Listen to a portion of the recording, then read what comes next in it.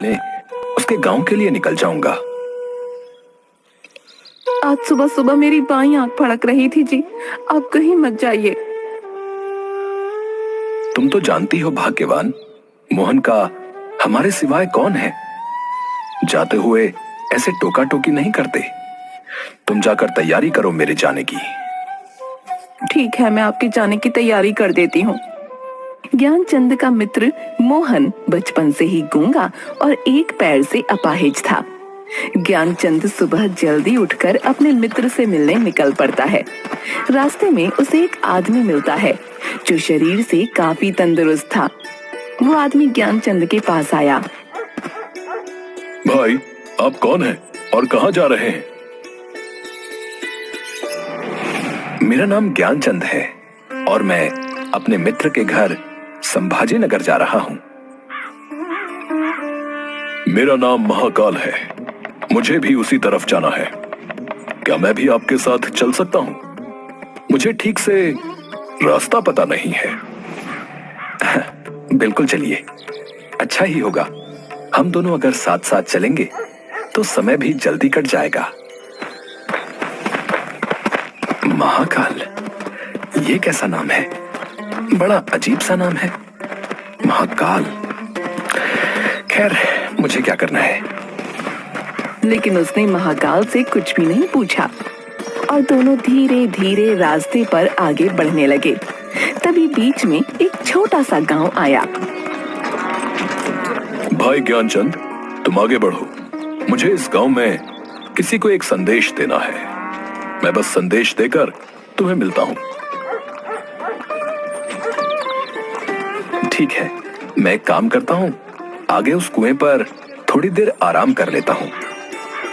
तब तक तुम संदेश देकर वापस आ जाओ। हाँ बिल्कुल भाई, आप आराम करिए। मैं यूं गया और आया। ज्ञानचंद कुएं के पास बैठकर पानी पी रहा था। तभी उस गांव में शोर उठा कि एक बाज ने किसी आदमी के प्राण ले लिए। और तभी महाकाल वापस आता है। चलो मित्र, आगे चलते हैं। बहुत काम अभी बाकी है ना। हाँ हाँ भाई, चलो। तुमने संदेश बहुत जल्दी पहुंचा दिया। हाँ, मुझे जिस आदमी से मिलना था वो मुझे पास ही में मिल गया और मैं उसे संदेश देकर तुरंत लौट आया। चलो, अब अपनी यात्रा शुरू करते हैं।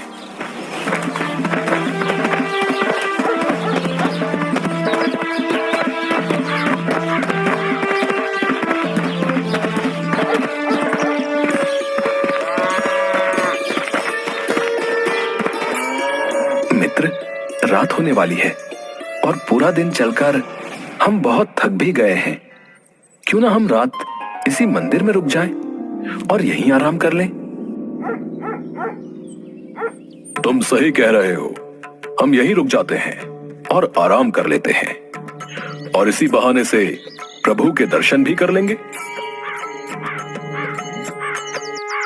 भूख भी बहुत लगी है, इसलिए भोजन कर लेंगे और थोड़ा विश्राम करके सुबह जल्दी ही आगे की यात्रा के लिए निकल पड़ेंगे।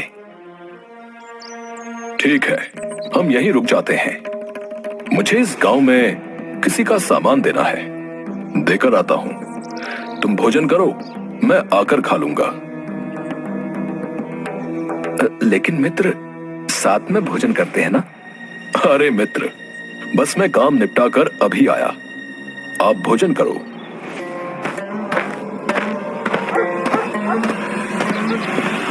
अरे आग लग गई भैया, अरे पूरे गांव में आग लग गई।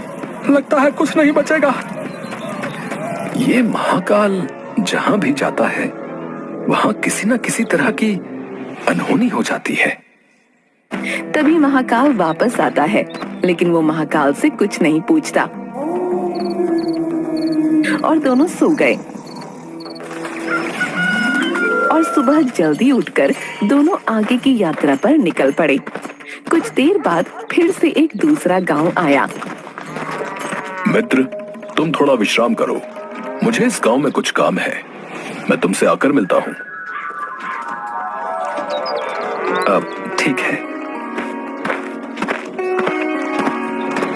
अरे भैया, अरे मधुसूदन को सांप ने डस लिया।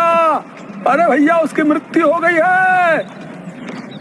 तभी महाकाल वापस आ जाता है। मित्र, मैं तुमसे कुछ पूछना चाहता हूँ, अगर तुम्हारी अनुमति हो तो। हाँ बोलो, क्या बात है मित्र?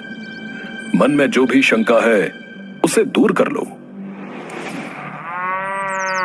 तुम जिस गांव में भी जाते हो, तुम्हारे जाते ही वहां कुछ न कुछ अनहोनी क्यों हो जाती है? क्या तुम मुझे बता सकते हो कि ऐसा क्यों हो रहा है? ज्ञानचंद, आप मुझे बड़े ज्ञानी लग रहे थे, इसलिए मैं आपके साथ यात्रा करने के लिए निकला था, क्योंकि मैंने सुना है ज्ञानियों का साथ हमेशा अच्छा होता है। क्या सचमुच आप अभी तक नहीं समझे कि मैं कौन हूं? मैं समझ तो चुका हूं, लेकिन कुछ शंका है। यदि आप अपना सही परिचय दें तो मेरे लिए आसानी होगी। मैं यमदूत हूं और यमराज की आज्ञा से उन लोगों के प्राण हरण करता हूं जिनकी आयु पूर्ण हो चुकी है। अगर ऐसी बात है और तुम सचमुच ही यमदूत हो, तो बताओ अगली मृत्यु किसकी है? अगली मृत्यु तुम्हारे मित्र की है, जिससे तुम मिलने जा रहे हो, और उसकी मृत्यु का कारण भी तुम ही होगे। अब तुम ये क्या कह रहे हो? क्या सच में अगली मृत्यु मेरे मित्र की होने वाली है, और मैं ही उसकी मृत्यु का कारण हूं? वो मेरे बचपन का मित्र है, मैं उसकी मृत्यु का कारण नहीं बन सकता। इसलिए बेहतर होगा कि मैं अपने मित्र से मिलने आगे की यात्रा पर ना जाऊं। कम से कम मैं तो उसकी मृत्यु का कारण नहीं बनना चाहता हूं। तुम जो सोच रहे हो वो मुझे भी पता है, लेकिन तुम्हारे अपने मित्र से ना मिलने के विचार से नियति नहीं बदल जाएगी। तुम्हारे मित्र की मृत्यु निश्चित है और वो तुम्हारे चरणों में ही मर जाएगा। अगर ऐसा है तो मैं अपने मित्र से मिलने आगे जाऊंगा ही नहीं और अपने घर वापस लौट जाऊंगा। परंतु जैसे ही वह गांव की तरफ से लौटने लगा, उसका मित्र मोहन तेजी से आता हुआ दिखाई दिया, जो ज्ञानचंद को देखकर बहुत ज्यादा खुश लग रहा था। मोहन के आने की गति को देखकर ऐसा लगा कि वो बहुत देर से उसके पीछे आ रहा हो। तुम कुछ भी कर लो, लेकिन नियति को नहीं बदल सकते हो। तुम्हारा मित्र बहुत देर से तुम्हारे पीछे आ रहा है, क्योंकि उसने अपनी शक्ति से ज्यादा जोर से दौड़ने की कोशिश की, जिस कारण कुछ ही क्षणों में वो तुम्हारे चरणों में अपनी आखिरी सांस लेगा। जैसे ही मोहन ज्ञानचंद के पास पहुंचा, वो जमीन पर गिर पड़ा।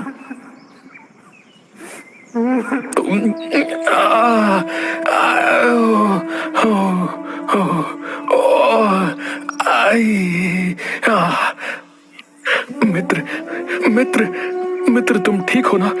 मैं तुम्हें कुछ नहीं होने दूंगा।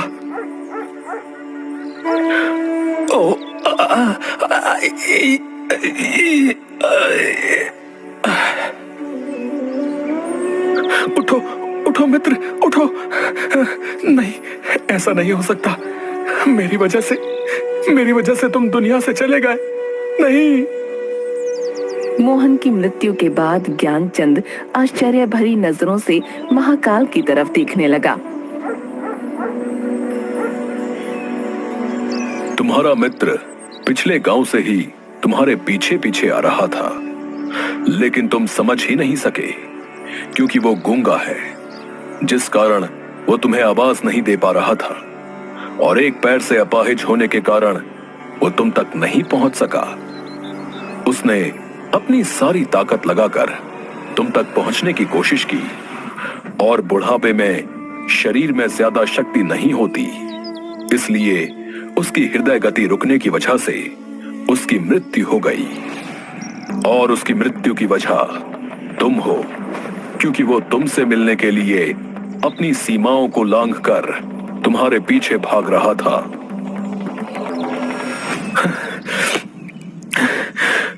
अगर मृत्यु मेरे मित्र की होनी थी तो तुम शुरुआत से मेरे साथ क्यों चल रहे थे? मैं तो सभी के साथ चलता हूं और हर क्षण चलता रहता हूं। केवल लोग मुझे पहचान नहीं पाते, क्योंकि लोगों के पास अपनी समस्याओं के अलावा किसी और व्यक्ति, वस्तु या घटना के संदर्भ में समझने का समय नहीं होता। तो क्या तुम बता सकते हो कि मेरी मृत्यु कब और कैसे होगी? हालांकि किसी सामान्य जीव के लिए यह जानना सही नहीं है, लेकिन तुम ज्ञानी व्यक्ति हो और अपने मित्र की मृत्यु को जितनी आसानी से तुमने स्वीकार कर लिया, उसे देखकर मुझे यह लगता है कि तुम अपनी मृत्यु के बारे में जानकर परेशान नहीं होगे। तुम्हारी मृत्यु आज से ठीक 6 महीने बाद किसी दूसरे राजा के राज्य में फांसी लगने से होगी। और आश्चर्य की बात यह है कि तुम स्वयं खुशी से फांसी को स्वीकार करोगे।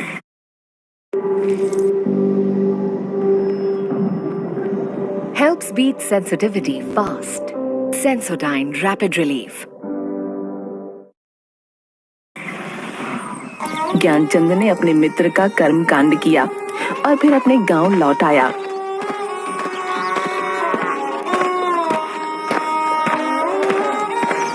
ज्ञानी व्यक्ति भी अपनी मृत्यु के बारे में जानने के बाद मृत्यु से बचने के लिए कुछ न कुछ करते हैं।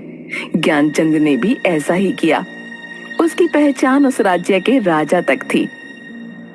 ज्ञानचंद राजा के दरबार में पहुंच गया और सारी बात बताई। हमारे मित्र की समस्या आप सबने सुनी और आप सब बहुत ही ज्ञानी हैं। इसीलिए मैं अपने मित्र के प्राण बचाना चाहता हूं, जिसके लिए मुझे आप सबकी सलाह चाहिए। महाराज, जैसा कि पंडित जी ने कहा है कि उनकी मृत्यु 6 महीने बाद होगी, लेकिन मृत्यु तब होगी जब वो किसी दूसरे राज्य में जाएंगे। अगर हम उन्हें किसी दूसरे राज्य में न जाने दें तो उनकी मृत्यु कैसे होगी? आप सबकी बात बिल्कुल उपयुक्त है। हमारे मित्र के रहने की व्यवस्था राजमहल में ही करती जाए। वो अपनी मर्जी से राजमहल से बाहर आ जा सकते हैं और जिससे भी मिलना चाहें मिल सकते हैं, लेकिन बिना हमारी अनुमति के उनके कक्ष में कोई प्रवेश नहीं करेगा और ना ही कोई उनसे मिलेगा। मृत्यु से एक दिन पहले। कल तो मेरी मृत्यु का दिन है। आज रात को मैं जल्दी सो जाता हूं ताकि ये काली रात और कल का दिन जल्दी ही निकल जाए। ज्ञानचंद को नींद में चलने की बीमारी थी और वह स्वयं इसके बारे में जानता नहीं था। इसलिए उसने राजा या किसी से भी इस बीमारी के बारे में बात नहीं की थी। नींद में चलने की बीमारी का दौरा अक्सर उस समय पड़ता जब व्यक्ति को नींद अच्छे से न आ रही हो। उस रात ज्ञानचंद को नींद में चलने का दौरा पड़ा। वो राजा के महल से निकलकर अस्तबल में गया। राजा के आदेश के अनुसार वो कहीं भी आ जा सकता था, इसलिए किसी ने उसे कुछ नहीं पूछा और घोड़े पर सवार होकर ज्ञानचंद दूसरे राज्य की सीमा में चला गया और उस राज्य के राजा के कक्ष में जाकर रानी के दूसरी तरफ सो गया। सुबह राजा ने देखा, कौन है ये नामुराद जिसने हमारी राज रानी के साथ और हमारी शान शौकत में ये गुस्ताखी की है? इस गुस्ताख को तुरंत गिरफ्तार कर लो और दरबार में पेश करो।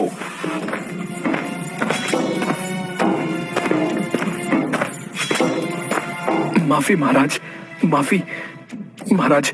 मुझे खुद नहीं पता कि मैं आपके राज्य में कैसे आया, और राज्य में तो छोड़ दीजिए, आपके कक्ष में कैसे आया मैं खुद नहीं जानता। तुम झूठ बोल रहे हो, सच सच बताओ, तुम कोई जासूस तो नहीं हो? महाराज, मैं सच कह रहा हूं। मैं कोई जासूस नहीं। राजा तो पहले ही क्रोधित था और ज्ञानचंद की बातें सुनकर और क्रोधित हो गया। तुम्हारा अपराध अक्षम्य है। सैनिकों, इस दुष्ट को फांसी पर चढ़ा दिया जाए।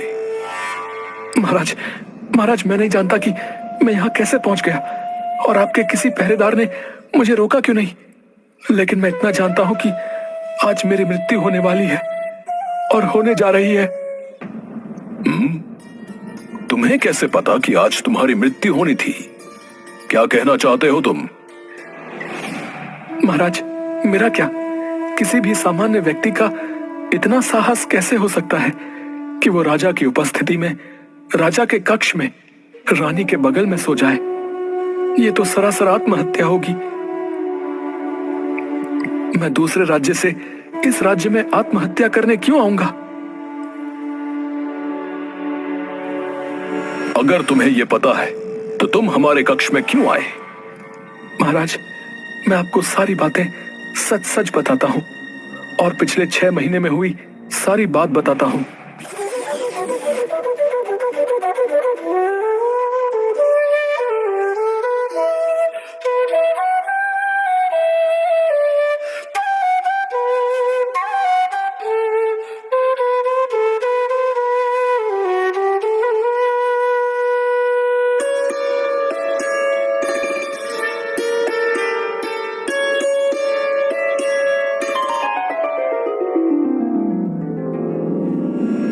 तुम अपनी मृत्यु से बचने के लिए महाकाल और अपनी मृत्यु की भविष्यवाणी का बहाना बना रहे हो।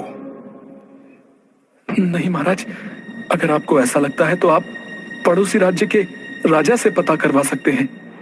यदि तुम्हारी बात सत्य है और आज तुम्हारी मृत्यु का दिन है जैसा तुमने कहा, तो मैं तुम्हारी मृत्यु का कारण नहीं बनूंगा। लेकिन यदि तुम झूठ बोल रहे हो तो निश्चित ही आज तुम्हारी मृत्यु होगी। पड़ोसी राज्य के राजा हमारे मित्र हैं। हम अभी अपने सैनिकों को वहां भेजकर तुम्हारी कही बातों का पता लगवाते हैं। सिपाही दूसरे राज्य जाकर वापस आते हैं।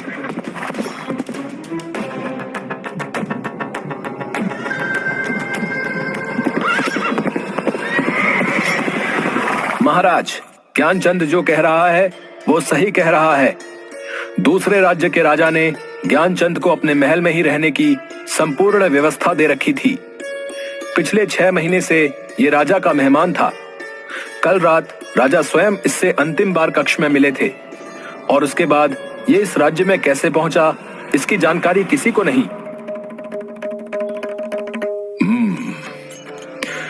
इसके अनुसार ज्ञानचंद को फांसी की सजा देना उचित नहीं है। लेकिन अब समस्या यह है कि अगर इसे फांसी नहीं दी जाएगी तो यह राज्य के नियमों के विरुद्ध होगा, और अगर इसे फांसी दी जाएगी तो ये इसके साथ अन्याय होगा। महाराज, ज्ञानचंद को कच्चे सूत के एक धागे से फांसी लगवा दें, जिससे आपके वचन का मान रहेगा, और कच्चे सूत के धागे से लगी फांसी से ज्ञानचंद की मृत्यु भी नहीं होगी। महाराज, हमें आपकी सलाह उपयुक्त लग रही है। ज्ञानचंद को कच्चे सूत के एक धागे से फांसी पर लटका दिया जाए। महाराज, महाराज, आपकी जय हो और आपके न्याय की भी जय हो। मैं आपके न्याय से बहुत खुश हूँ। मुझे पूरा विश्वास है कि कच्चे सूत के धागे से मेरी मृत्यु नहीं होगी। मैं खुशी खुशी आपकी दी हुई इस फांसी की सजा को स्वीकार करता हूँ। महाराज, जैसे ही ज्ञानचंद को फांसी दी गई, कच्चे सूत का धागा टूट गया, लेकिन टूटने से पहले उसने अपना काम कर दिया। ज्ञानचंद के गले की नस कट चुकी थी और वो जमीन पर पड़ा तड़प रहा था, और देखते ही देखते उसका शरीर शांत हो गया। विश्वास नहीं हो रहा कि एक कमजोर से धागे से किसी की मृत्यु हो सकती है।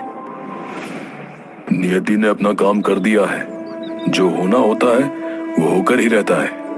हम चाहे जितनी भी सावधानी कर लें, समझे? चाहे इंसान जितने उपाय कर ले, हर घटना और उस घटना का सारा ताना बाना पहले से निश्चित है, जिसे हम रत्ती भर भी इधर उधर नहीं कर सकते। इसलिए ईश्वर ने हमें भविष्य जानने की क्षमता नहीं दी है, ताकि हम अपने जीवन को ज्यादा बेहतर तरीके से जी सकें। सैनिकों, ज्ञानचंद के पार्थिव शरीर को पूरे सम्मान के साथ पड़ोसी राज्य में उसके घर ले जाया जाए और उसके परिवार की यथोचित सहायता की जाए।